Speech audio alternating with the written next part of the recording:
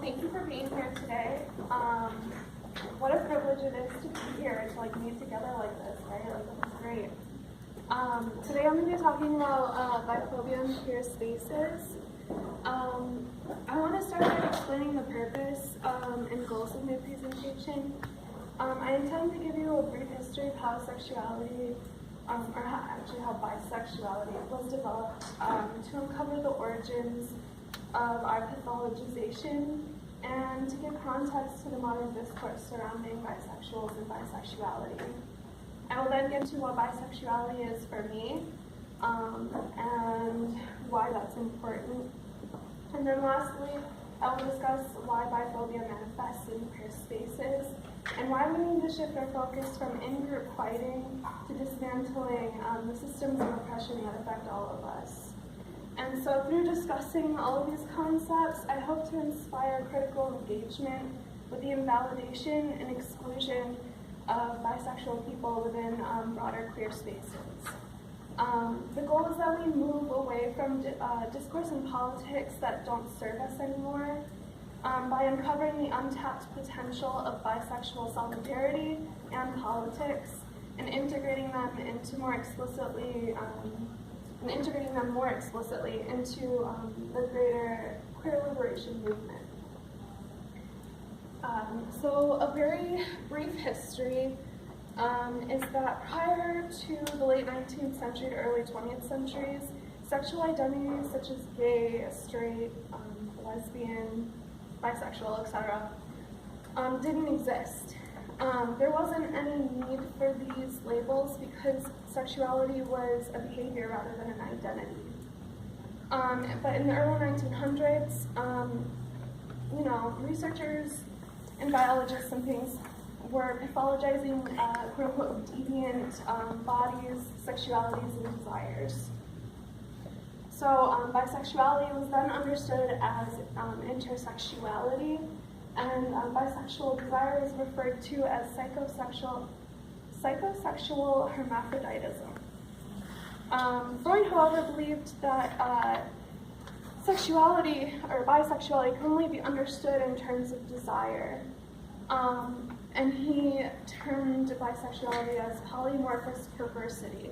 So that's a red flag that it's pathologizing us.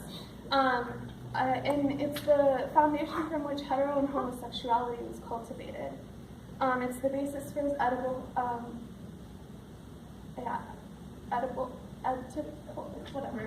theory, in which a child represses and overcomes their bisexual desire to become either a healthy heterosexual adult or an unhealthy homosexual. So under this theory, bisexuality was not a viable option because it didn't exist as an adult experience. And finally, in 1948, American biologist and sexologist Alfred Kinsey published Sexual Behavior in the Human Male, in which he rejected binary explanations of attraction and imagined sexuality as a spectrum. His invention of the Kinsey scale broke ground for the bisexual movement to reclaim bisexuality as an identity that accurately represented our unique experiences. This movement, however, was not established until around the 1970s and then again in the 1990s.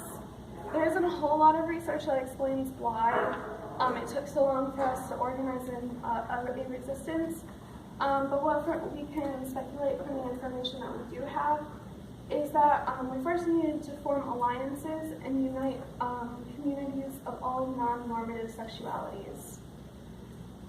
Bisexual and genderqueer activist Shiri Eisner proposes that despite the biphobia many bisexual folks face within these communities and organizations, there was very little freedom for anyone to really speak out about it because survival was pretty much the only thing on their minds during that time.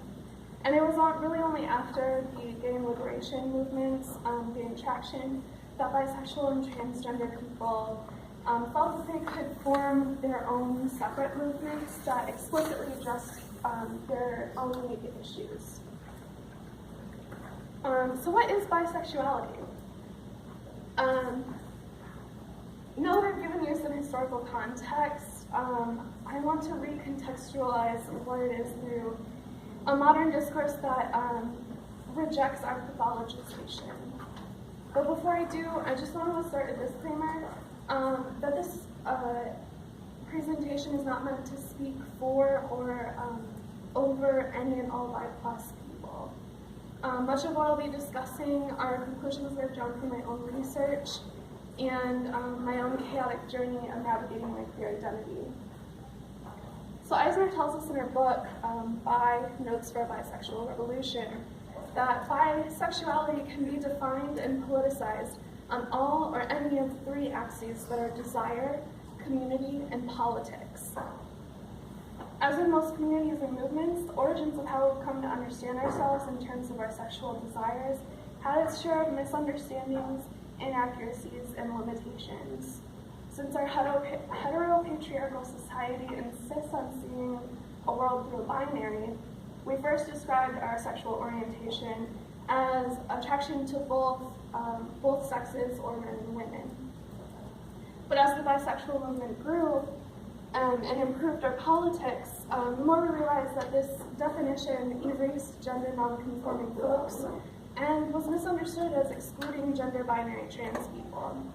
So with the resurgence of the movement in the 1990s, a new conceptualization of bisexual desire emerged. Many bisexual activists have weighed in on what this new conceptualization is, and all of them are generally relate to or agree with one another. But the way I feel about my own bisexual desires is that I have the capacity to love and be attracted to more than one gender, and I affirm that the spectrum of my desire includes those of the same and different genders from my own.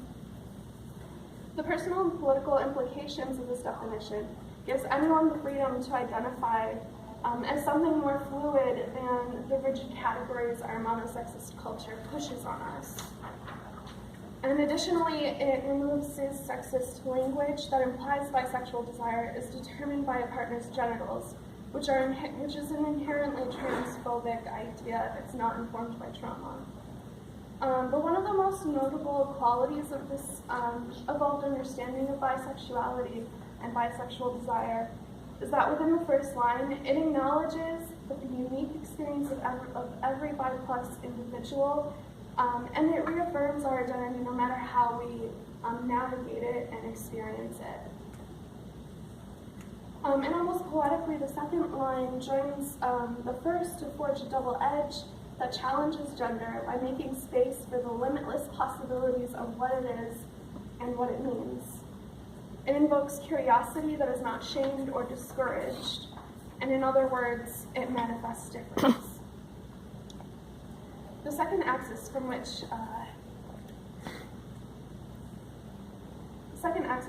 we can define bisexuality is through community. Recognizing and embracing the revolutionary power of solidarity is a core tenet to bisexual politics, and it enables us to discover the power of difference.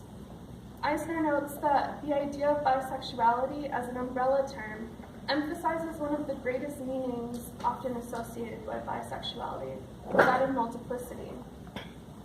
Bisexuality should be understood in terms of multiplicity and not excess. Stereotypes that visualize us as greedy, promiscuous, and just overall too much misconstrue what it means to exist within the framework of what Eisner refers to as the 3 Ds: difference, diversity, and deviation. She says that recognizing bisexuality as an umbrella term enables us to resist a single standard. It means that bisexual communities and movements can resist standardization imposed on us by straight society, gay communities, or even the mainstream bisexual movement. As a result, our politics critically engage with intersectional values and holds us accountable to our diverse community. We seek to work from the bottom, empowering the most marginalized groups and recognizing their epistemological value to a revolution that relies on the unique knowledge of oppressed people as essential tools to the deconstruction of oppressive systems. The bisexual movement is thus a deeply feminist and sex radical movement that prioritizes the full inclusion and accessibility of all people within a non-hierarchical structure. From this standpoint, the reclamation and reinvention of bisexual identity as a type of desire, as a community, and as a politic works against our pathologization to form a radical intersectional epistemology from which social change can be achieved. The radical and revolutionary potential of bisexuality thus threatens the status quo, regardless of whether it's in a heteronormative or homonormative context. Assimilationist ideologies within the LGBT+ movement actively deny the existence, validity, and transformative power of bisexuality for this reason. The ambiguity, flexibility, and fluidity of bisexuality challenges the binaries under which homosexuality and heterosexuality exist. The inclusion and validation of bi+ identities would mean contradicting essentialist arguments gay and lesbian communities have established as a means of securing equal rights. Rather than making a space for bisexuals on the basis of solidarity and a shared struggle, some gay and lesbian communities choose to enable a type of oppression that is unique to bi+ identities. And so this unique type of oppression that simultaneously demonized, hypersexualized, invalidated, and erased bi+ sexualities became known as monosexism.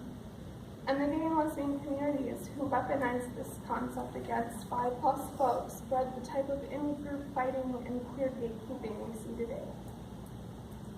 So while monosexism is an inherently heteropatriarchal concept, the biphobia that stems from it within lesbian and gay communities becomes a site of trauma for many bisexuals. When we come out, it's often first within the LGBT+ communities. And there's this expectation that since we're the B in the acronym, that we'll be welcomed and celebrated just as enthusiastically as the gays and lesbians we support. So this rejection and betrayal we feel after biphobic experiences in queer spaces turns into righteous anger that, despite being justified, is often misused. While gay and lesbian communities are complicit in the oppression of bi+ people, they're not necessarily our oppressors. Even if they buy into this idea that we are inauthentic, unstable, predatory, infectious, and dangerous, we still share a common struggle, and will continue to face marginalization until the heteropatriarchy is dismantled. What gay and lesbian communities who discriminate against bi+ people need to understand is that bisexuality transcends binaries and boundaries to challenge systems of oppression that rely on othering discourse to cultivate the divisions binaries manifest. If we're critically engaged with and intentionally eliminated biphobia in queer spaces, we could spark an intersectional revolution that would truly honor our queer past and guarantee a gay future. So how do we overcome this division between lesbian and gay communities and bisexual communities? How do we reconcile the trauma caused by biphobia in queer spaces in order to invoke a queer liberation? What would centering bisexuality in the LGBT+ movement look like? And what would be some of the goals that we could achieve by doing this? These are all questions that I'm still grappling with as I navigate my queerness in a world that both rejects me and is also fascinated by me. I don't really have any answers yet, but I know these are important questions to ask. Thank you.